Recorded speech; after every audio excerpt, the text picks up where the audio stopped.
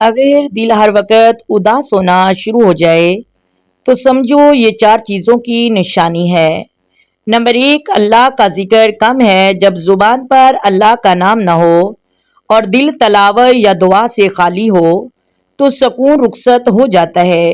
ذکر الہی دل کو روشنی دیتا ہے۔